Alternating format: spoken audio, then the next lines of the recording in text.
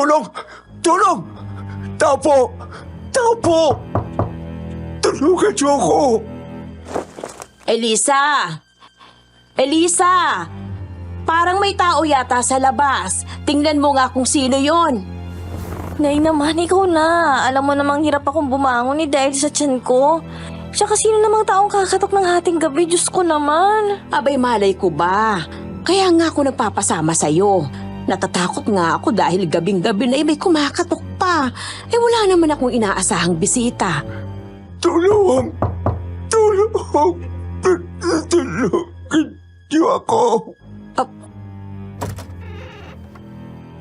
Sino po sila? Ano pong kailangan nyo? Tulungan niyo ako. May humahabol sa akin. Lalapain niya ako. Ho? Sino ang humahabol sa inyo? At saka, paano ba kayo sirat-sira yung suot nyong damit? Saka na akong magpapaliwanag sa inyo. Tulungan niyo muna ako. Nakikiusap ako. Baka abutan niya ako. Sige ho. Halina ho kayo. Pumasok po kayo dito sa loob. Maupo muna ako kayo, Manong. Ikukuha ko kayo ng tubig para naman kumalma kayo. Sino ba kasi talaga yung sinasabi niyong humahabol sa inyo, Manong? Bakit para ho yata kayong takot na takot? Aswang ang humahabol sa akin. Salamat at pinatuloy niyo ako. Wala na talaga akong ibang mapupuntahan. Akala ko, abutan niya na ako. Aswang? Diyos ko, tinatakot niyo naman kami, Manong eh. Eto na pong tubig niyo, Manong. Saan po ba kasi talaga kayo galing? At paano niyo naman nasabing aswang ang humahabol sa inyo? Pinatay niya ang pamilya ko. Kitang-kita ko. Ako lang nakaligtas. Mula sa bahay namin sa bundok, tumakbo ako ng tumakbo. Para lang hindi niya ako maabutan. Hanggang dito ako napadpad sa inyo. Sus Mariosep, Elisa anak, isara mong pinto at mga bintana. Ay, Diyos ko po. Ho? Nay naman, bakit naman naniniwala kayo agad dyan? Baka naman namamalikmata lang yang si Manong. Basta, gawin mo na lang ang sinasabi ko. Mabuti na sigurado tayo. Kita mo naman sa itsura niyang talagang galing siya sa pagtakas. Kawawa naman. Maniwala ka sa akin, Iya. Nagsasabi ako ng totoo. Nakita ko kung paano pinatay ng aswang yung pamilya ko. Pero marami na po talaga ngayong halangang bituka na mas masahol pa sa hayop kung pumatay. Oo. At may mga aswang din namang nagpapanggap lang ng tao, Iya. Aray! Ang sakit ng tiyan ko, Nay! Anong nangyari? Ba't biglang naghilab yung tiyan mo? Teka Manong, gagamutin ko po muna ang anak ko. Iwan po muna namin kayo dito. Magpahinga po muna kayo. Ikinalulungkot ko po ang nangyari sa pamilya niyo. Maraming salamat po sa inyo. Pasensya na po ulit sa bala. Aalis rin po ako pag nakahanap na ako ng matutuluyan dito. Bukas na lang po natin isipin yan. Ang mahalagay may matutulugan kayo. Aabutan ko na lang po kayo ng damit mamaya, Manong. Sitong po. Sige po. Maraming salamat po ulit sa inyo, Manang... Biring. At ito naman si Elisa, ang anak ko. Elisa.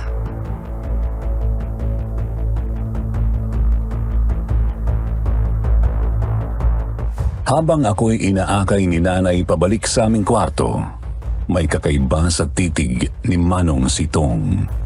May ibig sabihin, malalim. Duda rin talaga ako sa sinabi niya pero aminadong kinabahan dahil na rin sa reaksyon ni Nanay Bering. Hindi rin niya masyadong halata ang pagdadalamati niya. Gayunpaman, totoo naman kasing hindi mawari ang itsura ng matandang estranghero na wari ko'y lagpas 50 taong gulang na. Nakayapak, kupas ang suot na sira-sira na nga. Basa pa ang laylayan ng suot niyang pantalon na tila naglakad sa putik. Magulo din ang kulot niyang maputing buhok. Matangkad pero medyo kuba, medyo pikit ang isang mata. May mga maliliit na rin siyang sugat sa balat na hindi ko lang alam kung inatake ba ng aswang o dahil lang sa mga dinaanan niyang damuhan.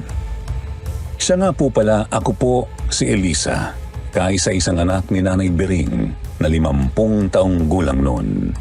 Isa akong ganap na ex-convict ngayon pero ang totoo'y inosente ako mula nang mangyari ang kwento taong 2010. Meron po akong asawa noon isang sundalo na naka-duty lang sa kampo malapit sa aming baryo.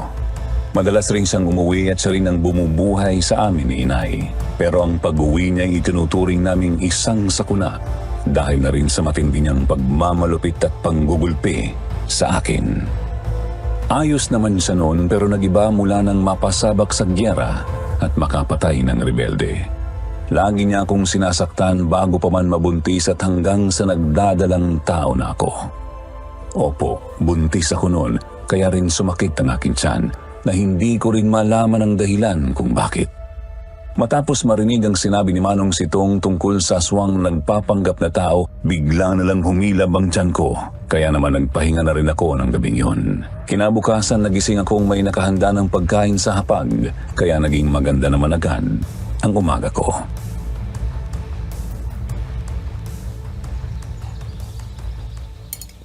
Oh, Elisa, gising ka na pala. Kumain ka na dito. Sabayan mo si Manong Sitong. Magwawalis muna ako sa labas habang hindi pa mataas ang araw. Magandang umaga po. Nagulat naman ako sa inyo. Akala ko talaga panaginip lang yung pagdating nyo kagabi. Sana nga, Iha. Panaginip lang ang lahat. Pero hindi talaga ako makapaniwala na ako talaga ang natira sa pamilya namin. At wala na silang lahat. Pasensya na po pala kayo kagabi. Tsaka kahit medyo di pa rin malinaw sa akin ang lahat, nakikiramay po ako sa inyo. Ayos lang yun, Elisa. Ako ang dapat humingi ng pasensya sa ginawa kong abala sa inyo. Hahanap din ako ng matitirahan ngayong araw. Huwag nyo na pong isipin yon. Tsaka kumain po muna kayo. Parang hindi nyo pa po halos ginagalaw yung pagkain nyo. Medyo hindi talaga ako ginaganahan, Iha, kapag ako ang nagluto ng pagkain. Tsaka, iniisip ko pa rin kasi yung kagabi. Po? Kayo po nagluto nito? Bakit naman po kayo pinagluto ng inay? Nagkusa naman akong tumulong. Pinipigilan pa nga ako ni Manang Biring sa mapilit ako, nakulitan siguro sa akin. Kaya pinayagan na. Masarap naman yan. Tikman mo. Sige po, kain din po kayo. Teka, bakit nakatulala po kayo sa akin? Buntis ka. Ha? Paano niyo pong nalaman? Paano nalalaman? Nabanggit ng nanay mo sa akin. Tsaka, sumakit ang tiyan mo kagabi, hindi ba? Ang hinala ako noon. Total, napansin kong malaki rin ang balakang mo, Iha. Bakit? Tama ba ako? Opo, buntis nga po ako. 4 na buwan na. Tamang-tama. Po? Wala. Kako tamang-tama lang na may sabaw rin ako niluto. Bukod sa ulam. Anak, masarap ba? Ayos naman po. Mainit-init pa. Pwede pong paabot ng tubig? Pero kung buntis ka, nasaan ang asawa mo? Siya ba ang nasa litrato? Opo. Si Emil po. Sundalo siya na naka-duty. Diyan sa malapit lang sa kampo.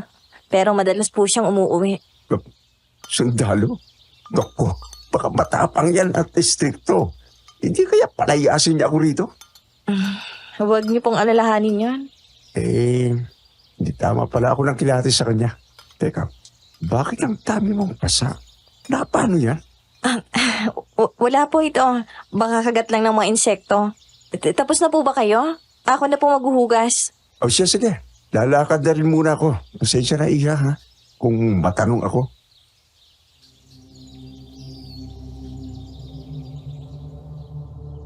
Habang naghuhugas, napaisip tuloy ako sa pwedeng mangyari sa pagdating ni Emil. Tiyak nang paaalisin niya rito si Manong Sitong. Pero sa pagkakaalam ko rin naman 2 linggo pa noon bago umuwi muli si Emil. May kung anong mahalaga yatang pagpupulong at pag-iensayo ang narinig kong pupuntahan niya. Hindi niya naman kasi sinasabi sa akin ang mga bagay na yon. Binuntis niya lang ako tapos ginawa ng alila. Mabuti na rin niya't wala siya noon. Ibig sabihin ay matagal din akong mapapanatag. Malaya sa mga pasa at pananakit niya sa amin ni Inay. Pero akala ko lang pala yon. Noong araw kasi na yon mas grumabe ang pagkalula at panghihina ko na alam kong hindi na lang epekto ng aking pagbubuntis.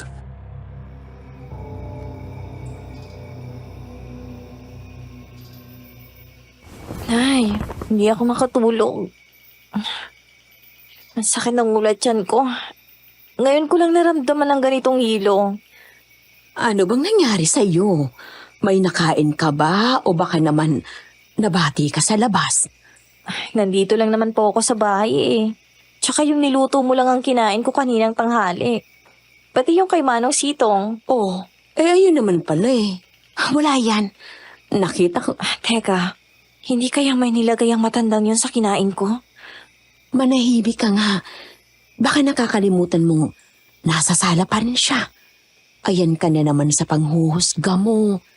Ano namang ilalagay nun sa kinain mo, Aber? Pero Nay, kagabi ko pa napapansing may kakaiba siyang kinikilos. Para bang kilala niya na ako. Tayo.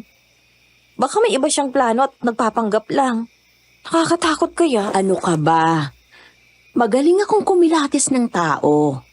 Hindi kayang manakit ni Manong Sitong. Mahiya ka nga. Alam mong nagdadalamhati ang tao eh. Ewan ko, Nay. Para kasi talagang may itinatago siya.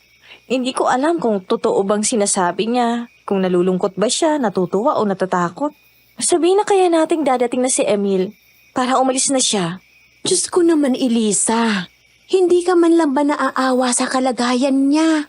Patuloyin muna natin siya habang wala pa si Emil. Pero Nay, Basta. Wala nang pero-pero. Patulog ka na nga lang dyan. Dahil lang sa pagkahilo mo yung iniisip mo eh.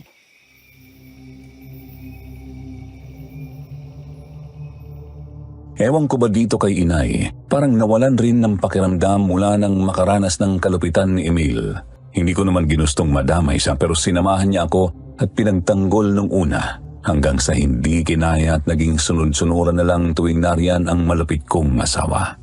Nakakaawa nga si nanay pero laking pasasalamat ko na rin na sinasamahan pa rin niya ako noon gayong pwede niya akong iwan. Ibang klase ang pag-aalala niya bilang ina. Pero nung gabing yon parang ayaw niya akong pakinggan kaysa iba ang kilatis niya kay Manong Sitong. No choice naman ako kundi makinig na lang sa kanya. Madali naman siyang napahimbing. Gawa yata ng malamig at mabigat na hangin. Masakit rin sa talukap ang maliwanag na buwan.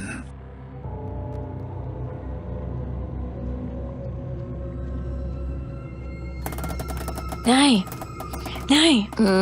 Ano yun? Para may kumakalmot sa may bintana. Nay, gumising ka muna. Ano naman yun? May kumakaluskos sa may bintana. Baka may kung anong hayop o masamang tao sa paligid. Sinong nandyan? May tao ba dyan? Wala namang sumasagot, Nay. Tumahimik na. Pero meron talaga akong narinig na kumakalmot yan kanina. Hindi kaya hayop yun? Hindi naman kaya guni-guni mo lang yun. Ay, Diyos ko naman. Ginising mo pa talaga ako dahil dyan sa kahibangan mo. Hindi, Nay. Malinaw na malinaw nga yung kaluskos. Wala naman na. Ano yun? Sabi ko sa'yo, Nay. May kung ano talaga sa labas. Ang hindi ko lang alam kung tao ba yun o kung ano. Ngayon naniniwala ka ng totoo ang aswang. Nanay naman nakuha mo pa akong pagalitan Abot langit ang angkab ako. Tsaka ba't parang may mabaho? Amoy na mamawis na taba ng karne, malansa at masakit sa tiyan. Magtakip ka ng ilong at baka makasama pa yan sa'yo. Teka, sisilipin ko kung sino o kung ano ba talaga yun. Sandali lang, Nay. Bakit lalabas ka? Hindi pa natin sigurado kung ano yan. Baka mapahamak pa kayo dyan Huwag kang mag-alala. Sisilip lang naman ako Dito ka lang. Nay, huwag niyo kong iwan dito. Tsaka dito na lang muna natin hintayin sa bintana. Para mas makasiguro. Magpapakita rin yan. Oh, ano yun? Ang bilis. Nakita mo yun, Nay? May maliit na aninang dumaan papunta sa malaking puno sa may gubat. Hindi ko alam. Ngayon lang ako nakakita noon. Nakalutang siya sa hangin habang naglalakad. Singitim ng uling ang balat at halos di makita sa dilim. Pero nasinagan yung mapula-pula niyang kulot na buhok. Aswang ba yun? Malamang, Nay. Sino namang taong maglalakad ng nakalutang? Aswang yun, Nay. Aswang! Teka, humingi tayo ng tulong kay Manong Sitong. Sisilipin namin sa labas. Dito ka na lang at baka atakihin ka pa noon. Manong, gigisingin pa lang sana kita. Kanina ko pa kasi kayo naririnig. Akala ko panaginip ko lang. May problema ba? Mukhang may halimaw sa labas. Hindi mo ba naaamoy yung Nay, nawala na po bigla yung amoy. Wala na yung kakaibang huni sa labas. Mukhang umalis na ang aswang. May aswang? Hindi kaya yun din ang umatake sa amin? Peste, mukhang naidamay ko pa kayo sa kamalasan ko. Pasensya na. Hindi. Di pa naman tayo sigurado. Samahan mo na lang ako, silipin natin, Manong Sitong. Handa na sana akong maglabas ng totoong saloobin ko na mula lang naman nang dumating si Manong Sitong ay saka nagkaroon ng ganong kababalaghan sa paligid namin. Duda ako. Nakakabangon niya lang. Halata kasi sa itsura niya noon na matagal na siyang gising. Ang nakapagtataka pa, medyo pawisan siya at parang anigaga. Tapos kahit nagsasalita, hindi ko ramdam ang emosyon niya.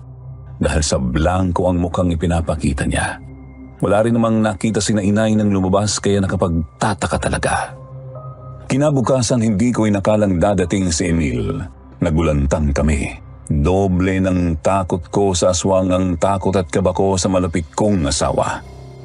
Hindi ko masukat ang pwede niyang gawin lalo na't buntis ako. Hindi na siya ang dati kong minahal noon. Nagtitigil na lang kami noon ni nanay sa takot na baka kung ano pa ang gawin niya sa amin at sa bata. Kapag tumakas kami at muli niya kaming mahanap. Pero nagdadalawang isip na akong tumakas. Kaya lang wala akong ibang mapupuntahan. Pahirap pa ang pagbubuntis ko. Habang pinagmamasdan ang gamit niyang nakalapag sa kama, hinihiling ko na lang na umayos ang hangin na baka magpakalma rin sa kumukulo niyang dugo. Huli ko nang naisip na naroroon pa nga pala si Manong Sitong. Kagigising ko lang noon at habang mag-isa sa kwarto, marahas na pumasok si Emil.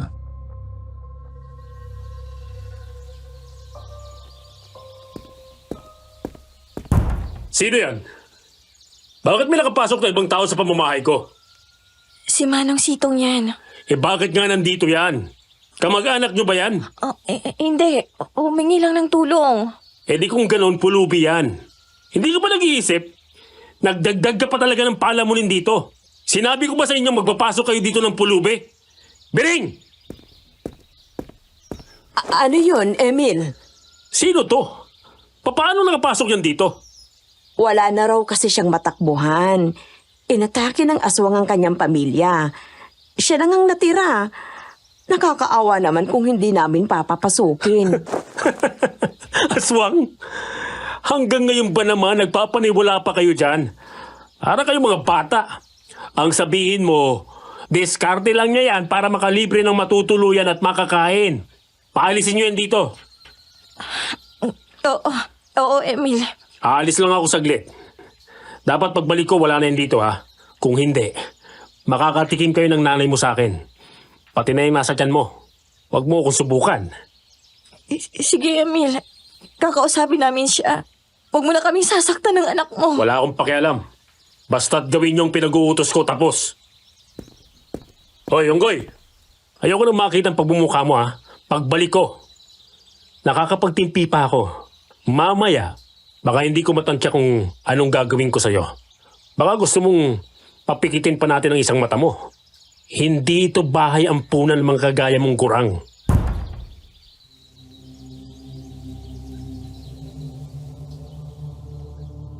Halos mayanig ang buong bahay sa lakas ng pagsarado ni Emil ng pinto. Ramdam yun sa lumalakas na pintig ng puso ko. Nagpasalamat na lang ako na hindi niya kami binugbog ng oras na yon. Halata rin namang narinig ni Manong Sitong ang lahat ng sinabi ni Emil mula sa kwarto. Bakas sa mukha niyang hindi niya yon nagustuhan. Pero may kakaiba pa rin sa titig niya. Nakita ko kasing nakatingin siya kay Emil habang naglalakad ito palabas. Para bang hinahalukay niya ang buong pagkatao maging ang kaluluwa nito. Hindi pinapakita ang gigil pero para bang pinapas lang na niya sa tingin ng asawa ko. Nilapitan namin siya noon para humingi ng pasensya. Kinausap na rin namin tungkol sa paglis niya. Sakto rin palang may niluto siyang pagkain kaya imbis na mabuksan ang usapan tungkol sa pag-alis, naunahan kami ng pag-alok niya.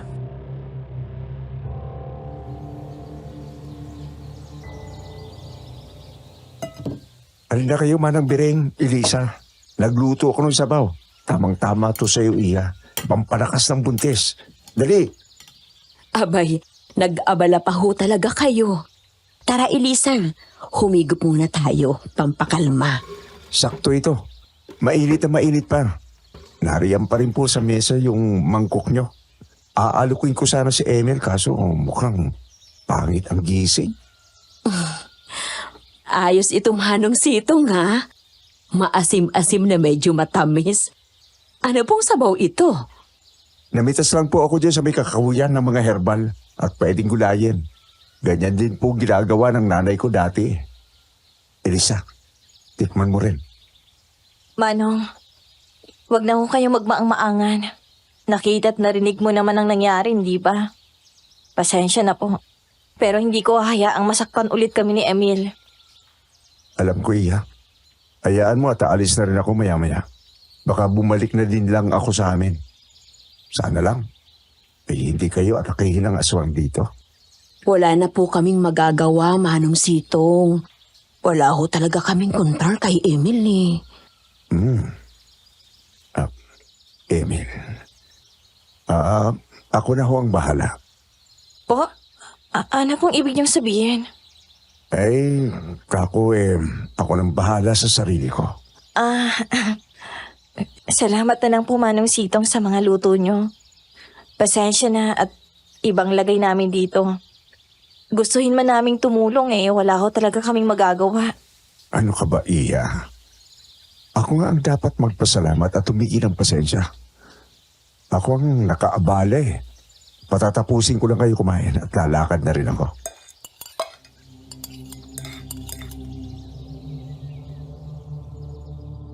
Nang umalis siya, hinatid ko pa siya ng tingin palabas. Parang gumaan bigla ang pakiramdam ko nang makalabas siya. Ang kaso bigla ulit itong naglaho nang mapansin kong lumingon si Manong Sitong. May kalayuan na ang pwesto niya pero malinaw sa utak ko ang hitsura ng mukha niya. Nabasa ko ang galaw ng kanyang mga labi kung kaya't narinig ko sa utak ko ang kanyang sinabi. Magkikita pa raw kami. Agad na rumagasang kilabot sa kalamnan ko dahilan para pagpawisan ako at kabahan sa hindi malamang dahilan. Ngumiti rin noon si Manong Sitong pero ang narinig ko ay mahinang agiik na parabang sa mabangis na hayop. Hindi ko rin maintindihan kung anong ibig niyang sabihin pero tansyado kong may hindi magandang mangyayari. Nangyari na nga yun kinagabihan. Patulog na rin kami dahil kanina pa nahihimbing si Emil na walang imig nang dumating nung hapon. Amoy chiko rin siya.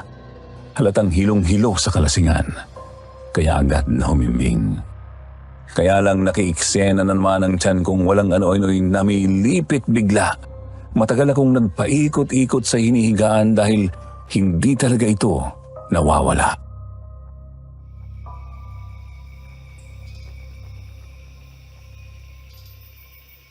Nay! Ang tiyan ko! Bakit? Ano na namang nangyari sa iyo? Hindi ko alam, Nay. Sobrang sakit. Parang may tumutusok. Parang may pilit lumalabas, Nay. Saglit, kukuha ko ng pampahid. Huminga ka lang. Hilut-hilutin mo lang muna. Higa ng maayos. Papahiran kita nitong langis. Alin bang masakit? Saan banda? Buong tiyan ko, Nay. Diyos ko, ano bang nangyayari sa iyo?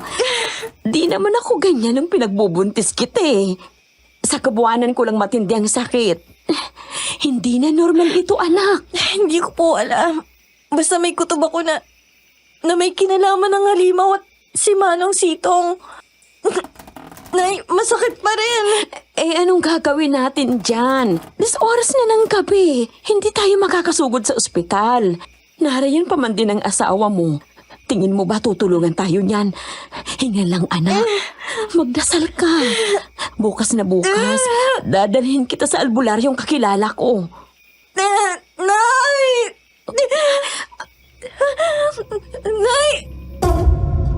Lumingon kayo din sa may bintana! Diyos ko! Bakit may anino doon? Pulang mata! Anong anino? takas, Nay! Nakasilip sa bintana! Wala.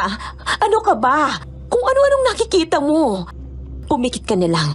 Tsaka hinaan mong boses mo. Malilintikan tayo kay Emil pag nagising yun. Pero, Nay, hindi ko na kaya yung sakit. Nahihilo na ako, Nay. Pinapahira na kita kanina pa. Hindi ba gumagana? Ay, Diyos ko.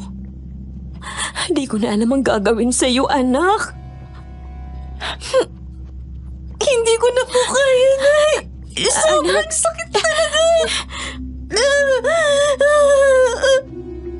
Diyos ko. Ay, Diyos ko po, Panginoon. Ay, Diyos ko po. Anak, magdasal ka.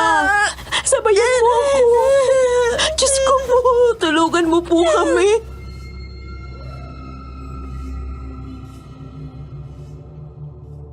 Bago pa man ako muling makapagsalita, hindi na talaga kinaya ng katawan ko ang sakit. Ramdam kong namumutla na ako noon habang papalapit ang anino sa akin na hindi ko mawari kung ano. Hanggang sa bumigay na nga ako at mawalan ng malay. Pero nagising ako sa paligid na wala ang inay. Sobrang dilim lang at mag-isa ako at misteryosong nawala rin ang sakit ng tiyan ko. Kaso nga lang wala akong alam sa lugar at wala rin akong makita na kahit anong bagay o nilalang. Hanggang sa may kumaluskos at sumitsit.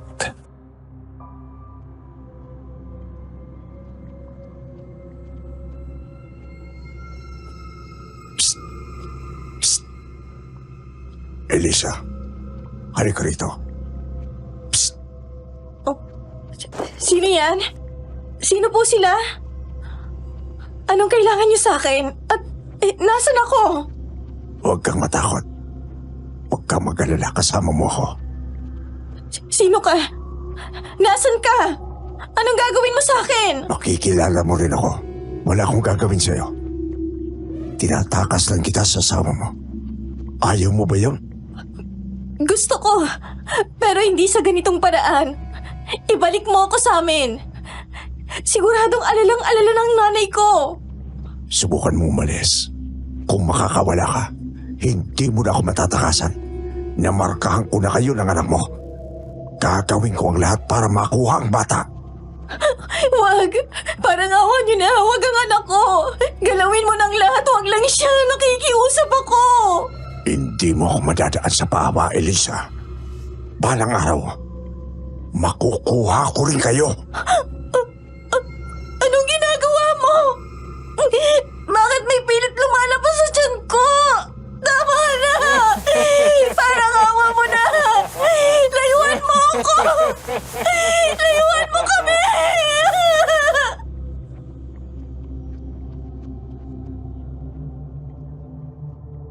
Ramdam ko ang pagtaasan ng mga balahibo ko noon mula ulo hanggang paa.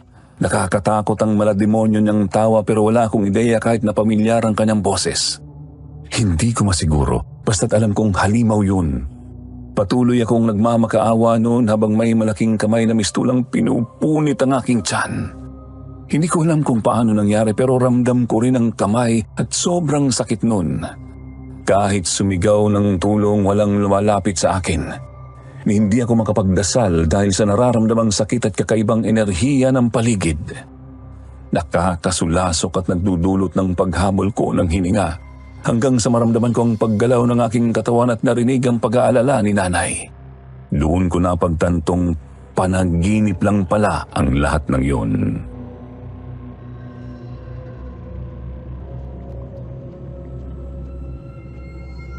Anak, Elisa, anong nangyayari sa'yo? Kanina ka pa nanginginig at umuungol.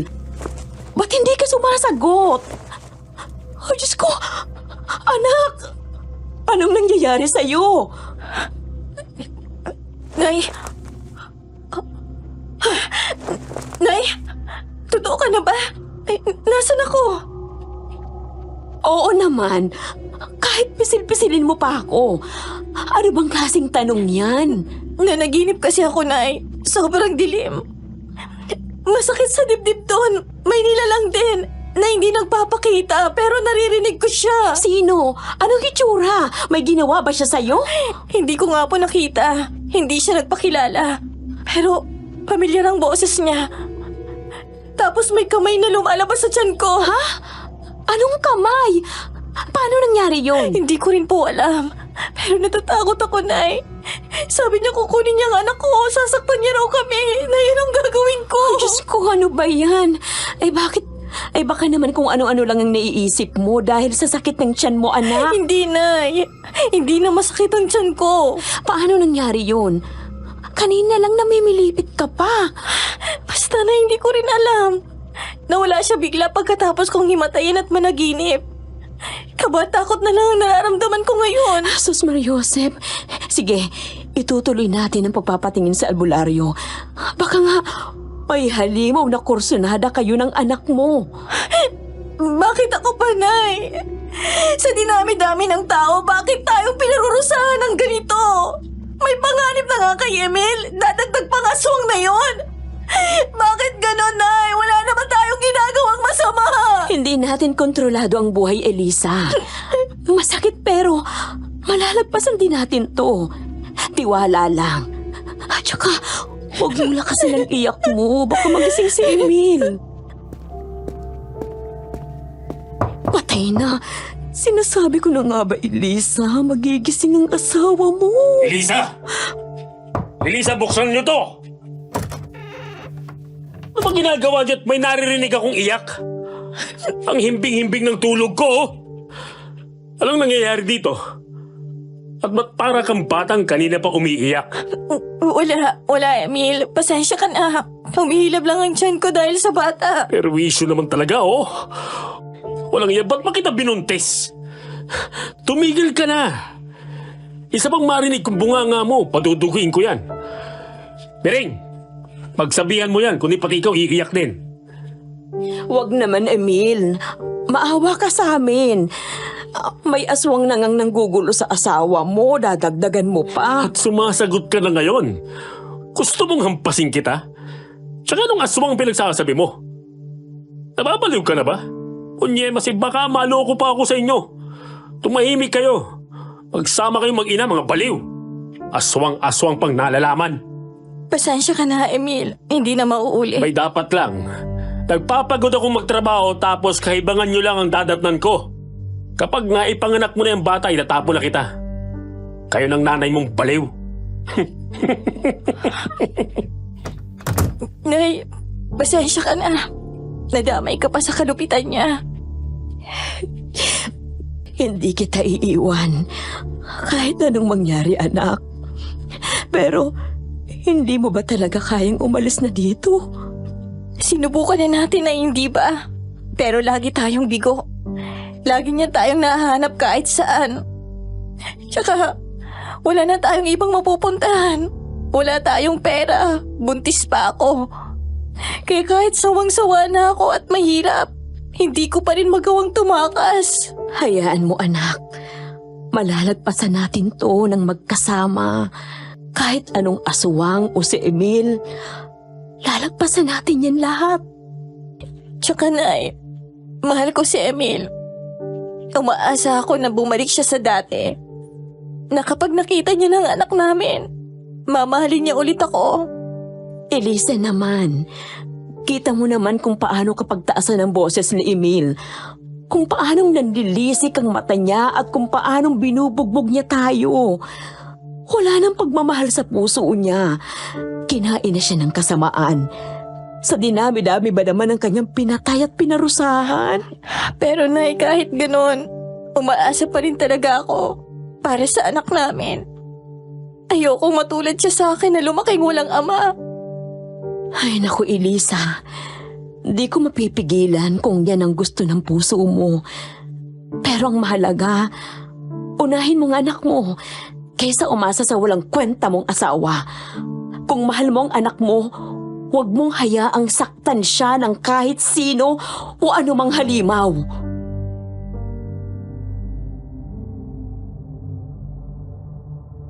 Kinabukasan, nagising na naman ako na maayos ang lagay ng tiyan. May kakaiba rin sa paligid. May amoy ang hangin na tila ba presko sa pakiramdam. Kaso nga lang mag-isa ako sa bahay na ipinagpasalamat ko rin naman dahil mabuting wala si Emil. Si nanay naman, naalala kong sinabi nga pala niyang susunduin na lang niya ang albularyo para hindi rin kami pigilan ni Emil. Maya-maya natanaw ko na sa bintana na naglalakad ang inay kasama ang albularyong sinundo niya. Kahit nasa malayo pa may kakaibang presensya ang albularyo na animoy nakakagaan ng puso. Medyo pikit ang kanyang mga mata habang naglalakad. Puti ang buhok at may tungkod na rin pero halatang wala siyang sakit. Marami rin siyang bitbit na mga halaman, kahon at mga bubog. Nakaramdam ako ng pananabik noon at dali-daling lumabas para salubungin sila. Kaya lang biglang bumagsak ang katawan ko sa may upuang kahoy nang pagbuksan sila ng pinto.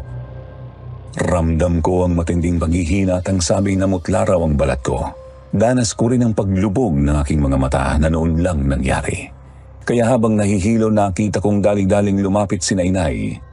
Inilabas ng albularyo ang bote ng langis, mga kung ano-anong dahon, sinulid at ilang piraso ng bato. Ginamot niya ako habang ako'y nanginginig at nag-aalala na rin ang inay.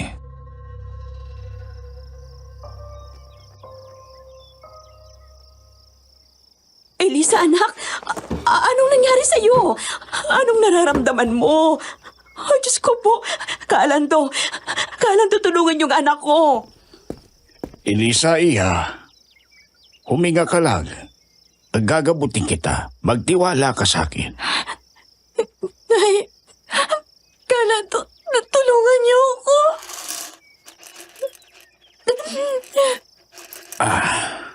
Ilabas mo ang tiyan mo, iha. At papahiinan kita nitong dinasalang kong langis. Ako nang magtataas ng damit mo, anak. Kumapit ka lang sa akin. Tulungan niyo po kami, Kalando.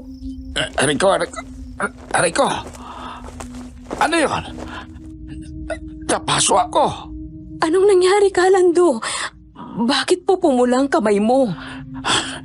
Sobrang init ng tiyan ng anak mo. Isang uri ng aswang nga ang may kagagawa nito, Bring. Ano pong aswang? Ano pong ibig niyong sabihin, Kalando? Ano pong nangyayari sa akin? Elisa, namarkahan na kayo ng anak mo ng isang aswang, isang kibaan. Ano pong kibaan, Kalando? Isang uri ng aswang yon dito sa atin. Gaya ng mga tiktik at wakwak. Buntis din ang punteriya niya. Mahilig sa dugo at lamang loob. Lalo na sa mga hindi pa naisisilang. Malamang diyan yun nakatira sa malaking puno malapit dito. Paano naman nangyari yun, Kalando?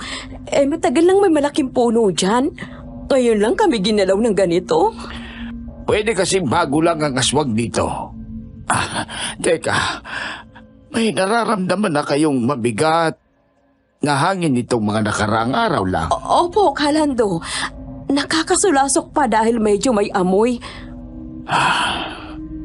Siya nga, ganyan kasi ang paligid. Pag malapit ang kibahan. Isa pa, ang itsura nun, mukhang tao talaga na kaawa-awang tignan. Pero kung anyong halimaw, Diyos ko po, nanlilisik ang mga mata, itim ang balat at tapos medyo mapula ang buhok. Matutulis ang mga kuko at ngipin. Parang hangin kung gumalaw. Nay, anong gagawin po? Kalando, ba't naman ganun? Paanong nabiktima ang anak ko nito? Di naman kasi laging direkta kung umatake ang mga kibaan. Pwede kasing may kinain si Elisa na mula sa aswang mismo. O kaya binati siya nito ang malala pa. Uy, huwag naman po sana. Gamit ang bangungot. Nay, sumasakit na naman ang tiyan ko. Kalando, ba't ganun? Bakit hindi nawawala? Tulungan niyo po kami, parang awa niyo na. Lalong umiinit ang tiyan mo, Elisa. Lumalaban ang marka ng aswang. Ibig sabihin, tama ang hinala ko. Pero kaya ko pa rin hilutin yan ng may dasal.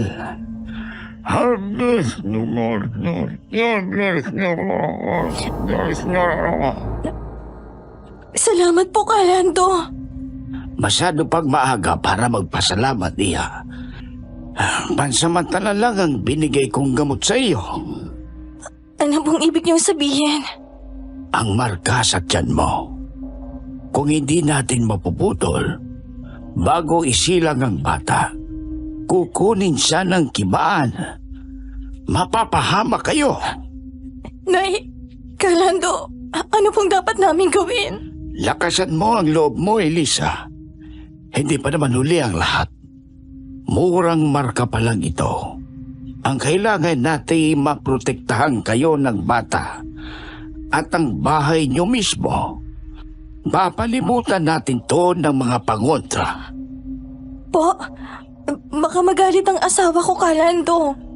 Anong gusto mo? Mapahama kayo. Oo, ang magalit ang asawa mo. Hindi mo po naiintindihan eh. Hindi mo pa kasi siya nakikitang magalit. Anak, pakinggan mo ngang sinasabi mo. Mas pipiliin mo pa talagang mapahama kayo ng anak mo kesa magalit ang asawa mong alam naman nating matagal lang hunghang. Elisa, makinig ka sa nanay mo. Piliin mo ang sarili mo. Kayo ng anak mo.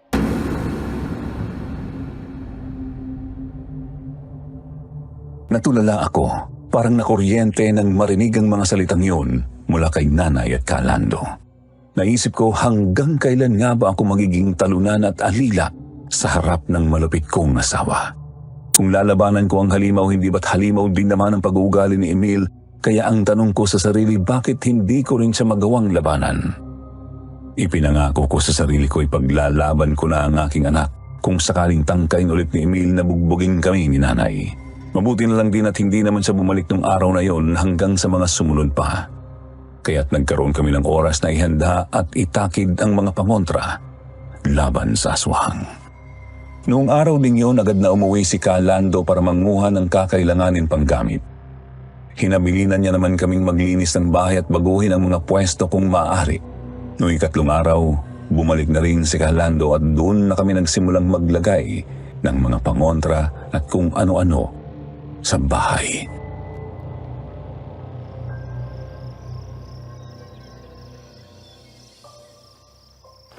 Kalando, ano yung hinahampas niyong dahon sa dingding? Baka buhay, Elisa. Mabisa itong panangga sa marka ng aswang. Dito rin gawa ang langis na pinahid ko sa iyo. Tulungan niyo ko at ipagpag natin ito sa buong bahay. Sapat na ba itong pangontra, Kalando? Ikaw naman, Biringo. Sa tinagal-tagal ko sa bahay, halaga namang makabuhay lang ang hinanda ko. Pagtatawanan tayo ng aswang niyan. Si Kalando naman, nagtatanong lang naman eh. Pero ano na nga pong susunod, Kalando? Itong mga bato ng asin. Kailangan nating ikaskas at ibuhos sa bawat sulok ng loob ng bahay, pati ang palibot nito sa labas. Di ako sigurado kung gagana pero may basbas ang mga bato ng asin na ito. Hindi makakalapit ang kibahan kung maaamoy o mapapahawak sila sa mga bahaging binudburan natin. Nakakangalay din palang magkaskas nito, Kalando. Parang di nakakayanin ng kamay ko.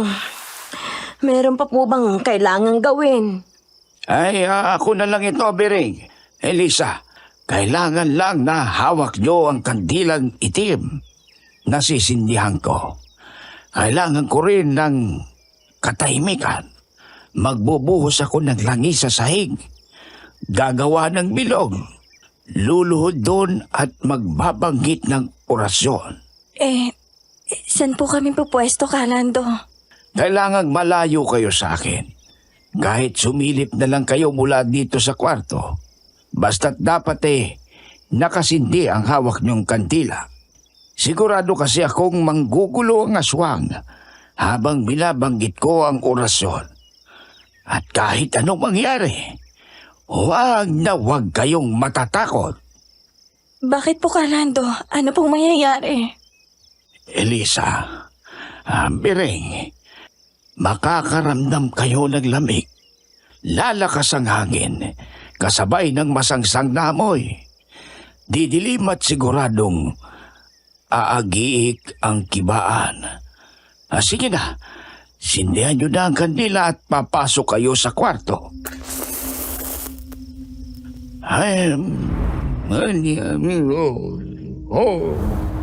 May nagkamasin sa atin.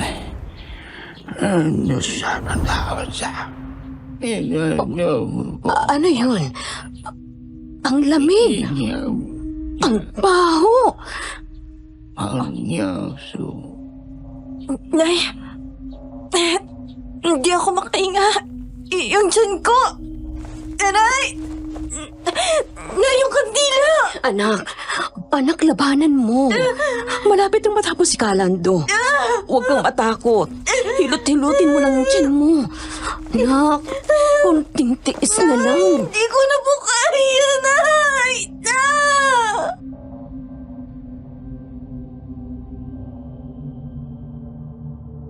Hindi ko na alam ang nangyayari, basta't biglang nandilim ang paningin ko.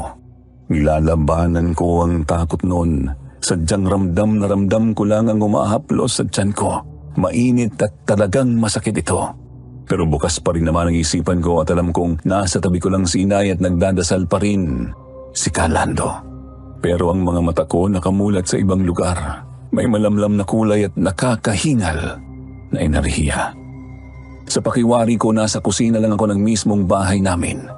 Mas nangingibabaw naman ang kaba ko noon kaya unti-unting nakalimutan ang sakit ng tiyan. Hanggang sa makutuban ko na naman ang presensya ng kung sino pero wala ang katawan o ultimong anino nito sa paligid. Ang alam ko lang ay may nagluluto dahil naaamoy ko rin ang uso at ramdam ko ang init ng paligid. Sa kabila nun, mas unti-unting gumapang ang lamig sa balat ko at paulit-ulit na pinanindigan ng balahibo.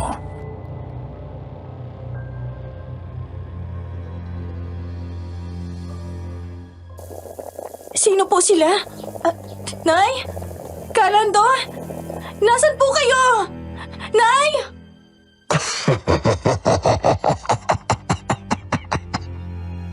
Elisa, sabi ko naman sa iyo, hindi mo na ako matatahasan.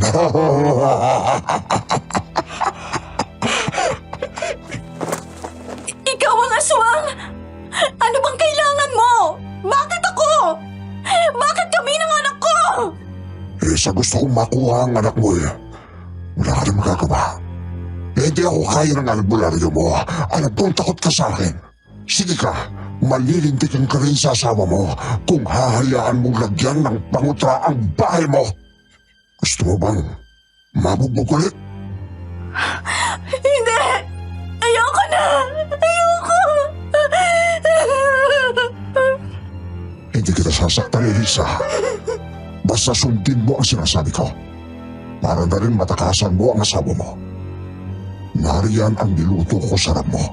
Higupin mo lang yan. Ano to? Napakabaho! Kadiri! Bakit puro ulat bulok ang sabaw na to? Aba, mukhang may epekto sa iyo ang hilaw na albularyo na yan. Paano nakikita mo ang itsura ng sabon na yan? Gayong sarap na sarap ka dyan nung nakaraan.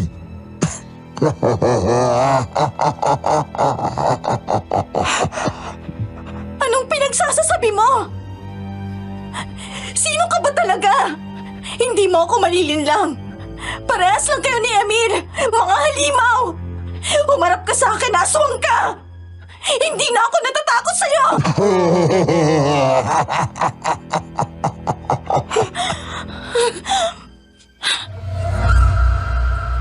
Elisa anak! Bakit kanina ka pa nakatulala? Hoy! Anong nangyayari sa'yo? Tapos na ang ritual, anak. Kalando! Diyos ko, ano pong nangyayari sa anak ko? Malamang ay nagparamdam na naman ang aswang sa panaginip ni Elisa. Kailangan niya itong malagpasan. Dapat ay hindi siya magpadala sa takot. Kung hindi, mawawalan ng bisa ang ginawa nating ritual. Kumalma ka lang, Biring. Magtiwala ka sa anak mo. Paano naman ako kakalma nito, Kalando? Kanina pa nakatulala ang anak ko sa kawalan, hindi sumasagot.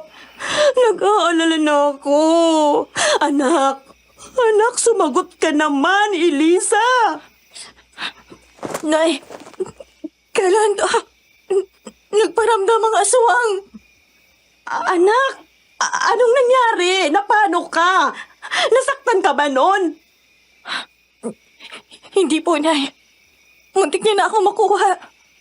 May pinapahigop siyang sabaw. Sabi niya, hindi niya ako sasaktan kung iinumin ko yun. Hindi na rin daw ako mabubugbog ni Emil. Pero nakita kong totoong itsura ng sabaw. Baka dahil sa pangontrang bigay ni Kalando. Nilabanan ko ang takot ko, Nay. Oh, Diyos ko. Mabutit hindi ka napahamak, anak. Tama yun, Elisa. Dapat lang na hindi ka nagpalinlang. Kung ganun, Iha, nagtagumpay tayo. May pangontra na ang bahay. Hindi basta-basta makakalapit ang aswang dito. Basta't walang manggugulo. Salamat po, Kalando. Pero may kailangan pa tayong gawin. Isabit natin sa paligid ng bahay ang mga natirang halaman para sigurado. Ikalat rin natin ang mga bato ng asin at kandila sa labas. Huwag na huwag niyong gagalawin ang mga ito, ha? Opo, Kalando.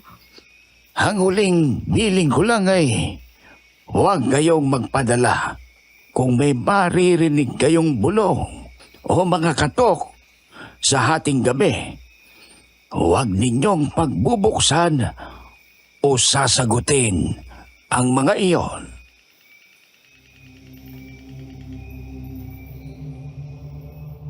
Tumangulang kami noon kay Kalando habang pilit na iniisip ang nangyari. Parang gubat ang bahay namin noon sa dami ng nakasabit na mga dahon at halaman. Amoy langis rin ang paligid. Medyo maanghang pero mabango ito. Ramdam rin ang maagang haplos ng hangin na noon ko lang nadama. Kinahapunan nagpaalam na rin noon si Kalando at sinabing babalik rin siya pagkatapos ng 3 araw. Kung kailan bilog ang buwan. Sigurado raw siyang aatake doon ang kibaan. Sa gabi rin daw yun, ipinangako niyang papaslangin na rin namin ang aswang kaso nga lang hindi kami nakaligtas sa mga kapitbahay. Pinag-usapan kami ng karamihan tulad na lang nung 2 bruhang harap-harapang nagtanong at nangutya.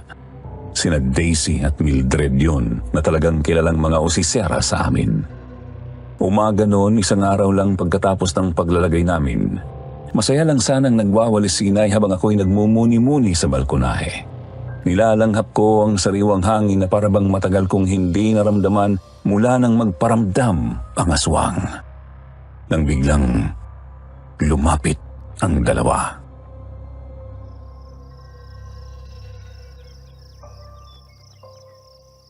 Ay, Mare, tingnan mo yung bahay ni Nabiring. Parang gubat. Nako, sinabi mo pa.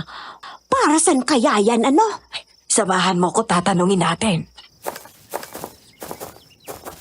Maring Biring! Maring Biring! Huwag mong mamasamain ha. Pero ano yung mga nakalagay sa bahay nyo?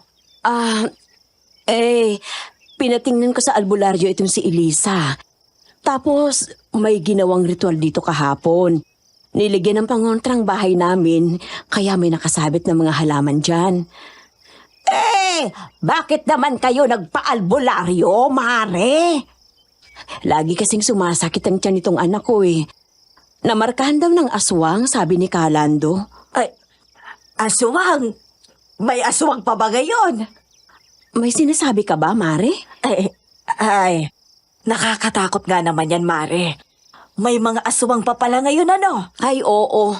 Maigi na rin nag-iingat, buntis pa man din si Elisa. Ay, oo nga pala.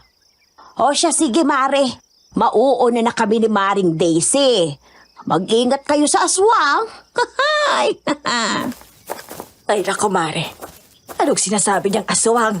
Masyado naman tayong matanda para maniwala pa dyan, ano? Ay, di kaya nahihibang na yung mag-inang yan. Ay, baka nga, Mare. Siguro, nahawa na sila sa kabaliwan ni Emil, yung sundalong baliw. Hindi na kinaya ang pangbubugbog, ano?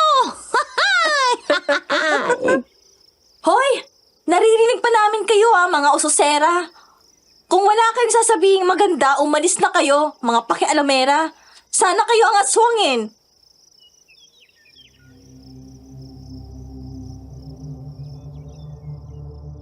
Nasira tuloy ang umaga ko noon. Pero hindi naman kasi maiiwasan ang sasabihin ng iba.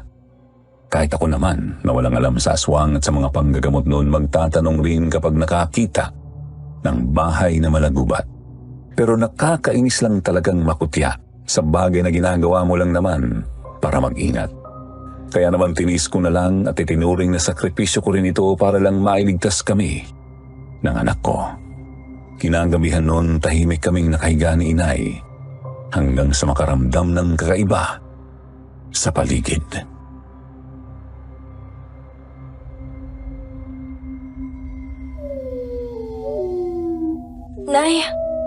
Nay, nakapikit ka na ba? Oh, ano yun? Nakakatulog na ako eh. Para may sumisit-sit. Naririnig mo ba? Wala yan. Baka may sumisirit lang na tubig. Para kasing pinupuntirya tayo. Parang may nakatingin sa akin eh. Kinakabahan ako. Naku naman anak.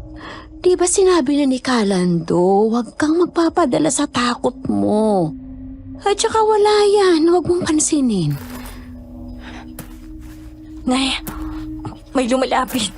Sino yun? Sigurado ba kayo? Nagaganang pangontra ni Kalando? Oo naman. Pagtiwala ka, Elisa. Hindi yan gagana kung pinagdududahan mo ang ritual.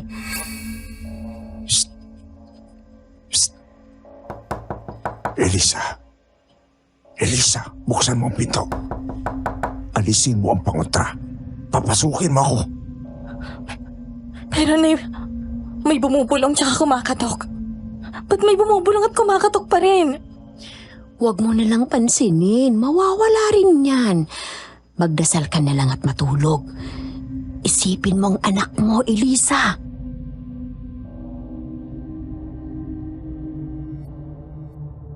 Huminga ako ng malalim noon at inisip nga ang anak ko. Nagdasal rin ako hanggang sa mawala na ang presensyang bumabagabag. Hindi porket may pangontra ay hindi na kayang magparamdam ng aswang. Kahit pala nasa malayo, kaya nitong manakot na parabang nasa malapit lang. Pero ang totoo, hindi niya kayang pumasok at lumapit hanggat hindi nasisira ang pangontra o hindi namin hinahayaang makapasok ito. Naulit pa ang pangyayaring yun sa sumunod na gabi hanggang sa dumating na ang ikatlong araw.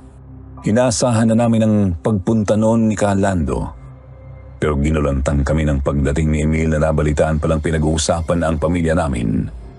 Tinamaan talaga ng magaling ang mga tsismosang yan. Napahamak patuloy bigla ang plano namin. Dumating kasi si Emil na galit at sinalubong kami ng kaliwat kanang pagsasaway.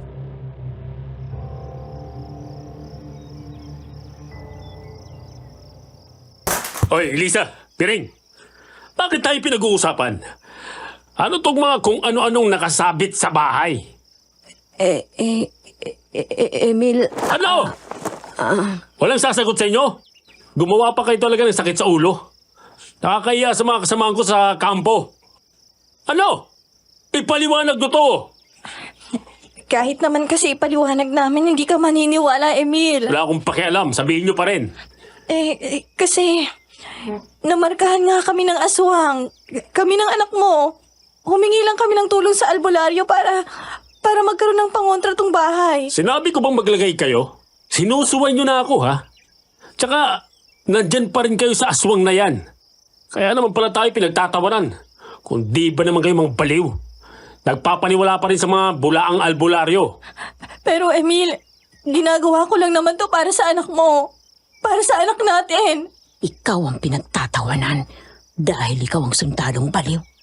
Walang kwentang asawa. At bumubulong ka na ngayon. Ha, Bering? Isa ka pa, Elisa. Wala akong pakialam sa anak mo. Tanggalin niyo yung mga yan. Kung hindi, hindi lang sampal ang abutin niyo. Pag nandyan pa rin ang mga yan, mamaya. Hindi, Emil. Hindi ko gagawin ang gusto mo. Buhay ng anak kong nakasalalay dito. At talaga sinusubukan mo ako. Sinusubay muna ako ngayon, ha? Hindi ka natatakot? Isa pa, pati anak mong madadamay. Ikaw ang nakakahiya, Emil. Wala kang pinagkaiba sa halimaw. Dapat sa'yo pinapalapa sa aswang dyan sa malaking puno. Walang iya ka, Bering! Tama na! Maawa ka sa nanay ko! Wala kang kwentang asawa! Hayop ka! Masawag ka pa sa aswang! Tigilan mong nanay ko! Lumalaban ka na rin, Elisa, ha? Tama na! Tama na! Aray! Walang iya ka, Emil. Sige, huwag niyong sundin ang gusto ko. Hindi lang yan ang aabutin niyo. Tsaka binabalaan mo pa talaga ako, Bering, ha? Pwes, sisirain ko ang malaking puno. Tingnan natin kung lalabas nga yan sinasabi niyong aswang. Wag! Wag, Emil, wag! Magagalit ang kibaan! Titiwan mo ako! Sige! Emil! Sige! Hindi ka bibitaw, ha? Ikaw ang tatagin ko! Sige! Subukan mo! Sasaksakin kita! Hindi na ako natatakot sa'yo, Emil! Hindi mo na ako muling mabubugbog! Natuto na ako! Galawin mo ng lahat! Huwag lang kami ni nanay at ng anak ko! Hayop ka! Papatayin kita! Sige! Subukan mo! Ayop ka, Elisa! Umalis ka sa harap ko! Baka hindi talaga ako makapagtimpi. Hindi mo ako mapipigilan! Ang tiyan ko! Aray!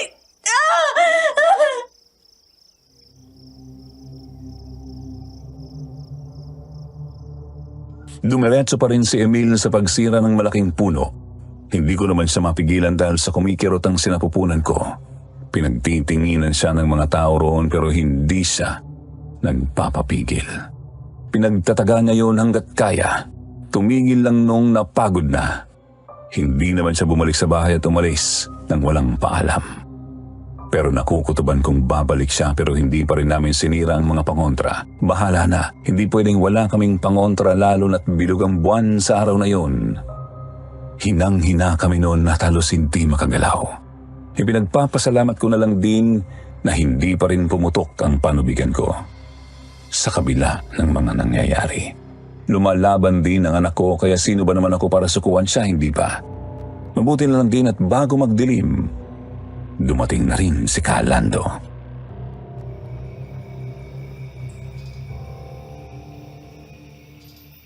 Elisa! Bering, ay napano kayo? Ba't puno kayo ng pasa? Si Emil po, ang asawa ko. Binugbog niya kami, Kalando. Nabalitaan niya kasang tungkol sa mga pangontra. Kinakaya niya po yun. Eh, bakit naman? Hindi ba siya nag-aalala para sa iyo ng anak mo? Hindi kami normal na pamilya, Kalando. Wala siyang pakialam sa amin. Pinapatira niya lang kami para gawing alila dito. Hindi lang kami makaalis dahil hindi ko pa kaya. Baliw yang si Emil Calando. Masahol pa sa aswang. Walang hiya yung hayop na yan. Ay, nako. Masisya na't naitanong ko pa. Pero bakit naman at hindi kayo sumunod sa gusto niya? Naririto pa rin ang mga pangontra. Kaso, sinong nagtataga sa malaking puno? Si Emil po. Sus Mariosep, siguradong galit na ang kibaan. Mas lalakas ang puwersa niya. Kailangan nating maganda. Isa pa, galit ang mga yon sa mga sumisira ng kalikasan. Lalo na ng kanilang tirahan. Jackie, mapapahamak si Emil sa ginawa niya. Maaari niyang ikamatay yun. Sana nga. Ayos na siguro yan. Hindi na ako aasang magbabago pa siya. Pero paano pong plano natin, Kalando? Maghihintay lang tayo, Iya. Hihintayin natin ang pagdating ng kibaan. Ikaw ang haharap sa kanya at habang lumalapit siya sa'yo, doon ko isasagawa ang ritual. Sigurado nga atake yun. Maganda lang tayo. Biring, tutulungan mo kung sabuyan siya ng mga dinurog na dahong nilubog sa langis at asin. Sige po. Tara, magdurog pa tayo ng mga halaman at asin. Hindi ko matatadya kung gaano karami ang kakailangan natin para mapaslang ang aswang na iyon.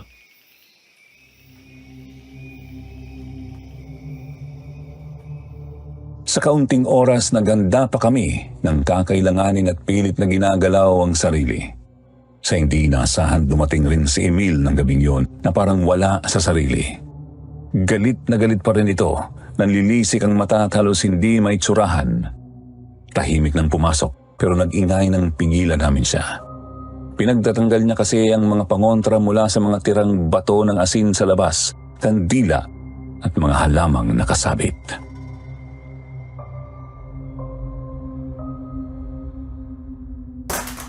Emil, wag! Wag mong tanggalin ang mga yan! Malapit na ang mga tambilog na buwan! Ibalik mo yan! Hindi, bitawan niyo ako! Aswang ka! Wala kang karapatang tanggalin yan! Hayop ka! Akong papatay sa'yo, makikita mo! Sige, Emil! Sige! Isasaksak ko sa'yo itong hawak kong kutsilyo! Tigilan mo yan!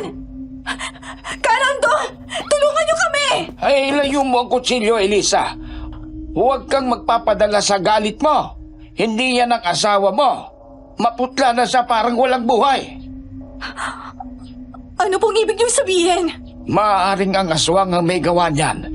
Kinokontrol niya na ang pag-iisip ni Emil para matanggal ang pangontra. Pero patay na siya. Sabi ko naman sa inyo, mapapahamak siya dahil sa ginawa niyang pagtataga sa malaking puno. Pinuntirya siya ng kibaan. Hoy, tanda! Ano pinagsasabi mo? Hindi pa ako... Ano nangyari? Emil! Emil! Ba't sumusuka ka ng dugo? Ayan! Ayan ang napapala mo! Elisa, iha, wala na. Wala na ang asawa mo.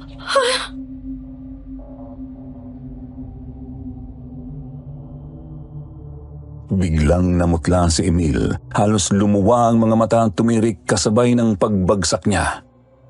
Hindi matigil ang pagbulwak ng dugo na mistulang siya ay gripo. Hindi rin siya makilala at parang lumobo ang kanyang tiyan. Humalo pa sa amoy ng dugo ang amoy bulok. Hanggang sa lumabas mula sa bunganga niya ang mga lamang loob mula sa kanyang katawan. Nakakadiri kung titingnan. Maya-maya pa naramdaman namin ang pagdating ng aswang na sinunggaban agad ang mga lamang loob ni Emil. Maliit lang nga yun na may matutulis na kuko at ngipin. Hinihigop niya ang dugo at mas nagiging mapula ang buhok nito. Purong itim din ang balat at parang mabangis na hayop. Hindi makilala.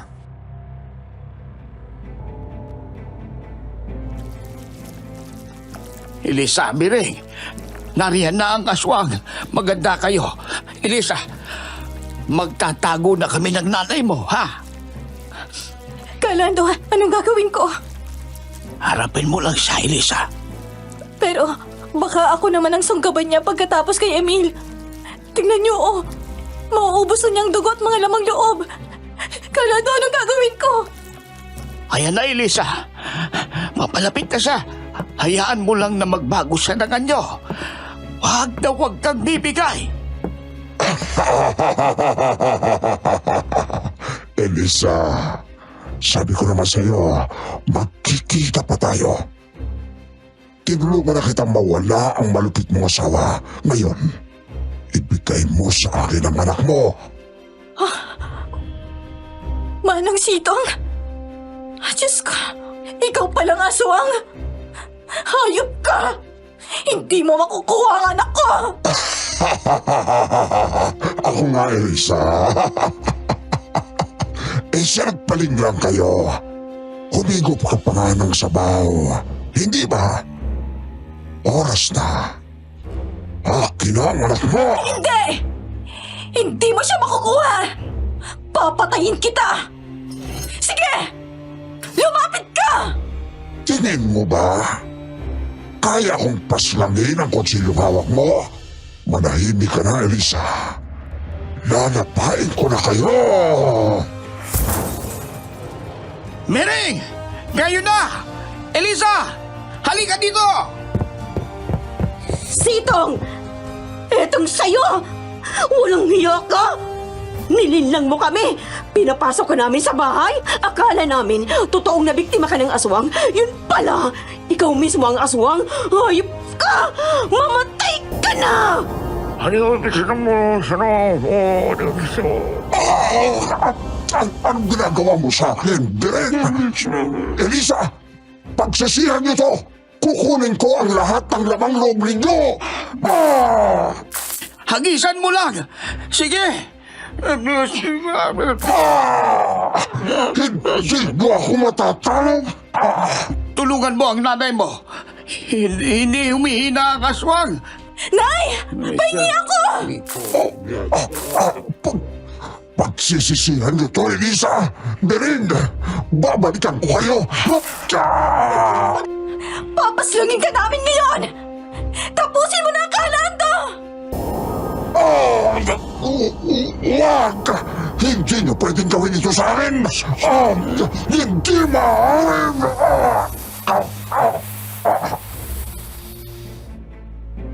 Sinubukan pang tumakas ni Manong Sitong at lumabas siya sa pintuan pero huli na ang lahat.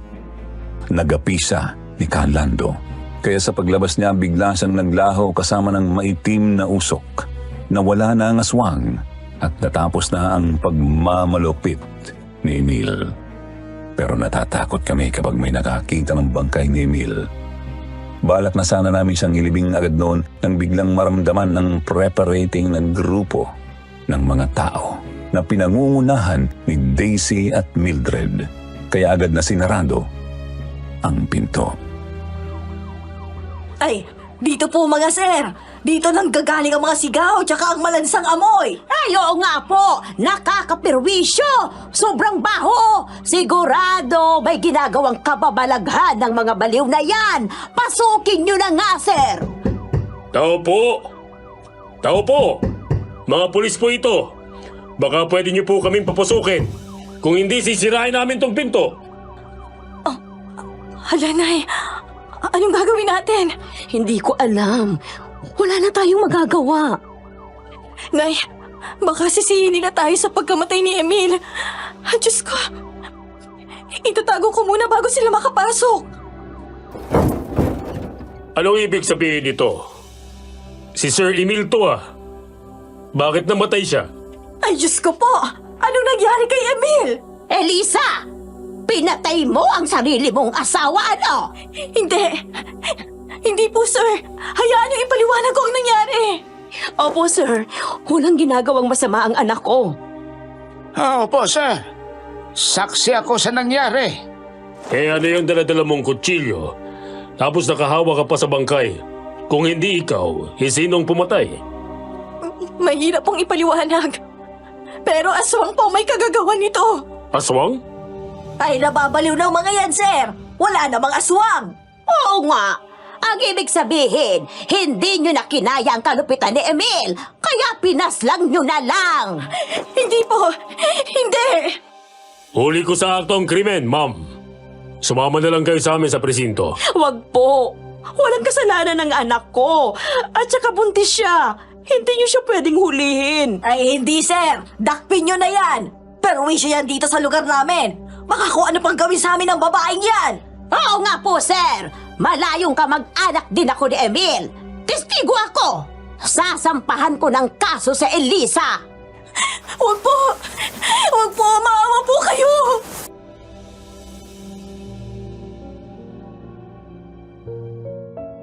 Dinala ako sa bilangguan at doon nakulong ng halos 1 taon. Doon ko na rin nga ipinanganak ang anak ko. Pero inihabilin ko muna kay nanay na nanatiling nakatira sa bahay namin sa lugar na yon. Hindi namin agad nalabanan ang kaso dahil sa hirap ng buhay. Pero mabuti na lang at natulungan kami ng libreng abogado. Walang sapat na ebidensya sa akin lalo na't walang bakas ng saksak kay Emil. Malabo rin daw namang nilason ko siya at hindi rin nila maintindihan ang pagkawala ng mga laman loob nito. Doon na sila naniwalang maaaring hindi nga tao ang may gawa ng krimen. Matapos makalaya, agad akong nagtungo sa lumang bahay namin at doon ko palang nayakap ang anak ko ng husto. Doon ko lang din naramdaman ang kaginhawaan. Wala nang pakiramdam ng mabigat na hangin. Ang amoy na malansa at nakakasulasok pati ang mga kakaibang tunog. Wala na talagang kibaang na si Manong Sitong. Salamat kay Kalando na malaki talagang tulong sa amin lalo na't hindi siya naningil ng malaking kapalit. Simula rin noon hindi na ako kinakabahan dahil tuluyan ang nawala ang marka. Wala na ang sumpa ng aswang. Dito natutunan ko kung paanong maging ina. Kung paanong dapat akong lumaban sa mga hamon ng buhay para lang sa anak ko. Sinubok ako ng malupit na asawa at isang uri ng aswang.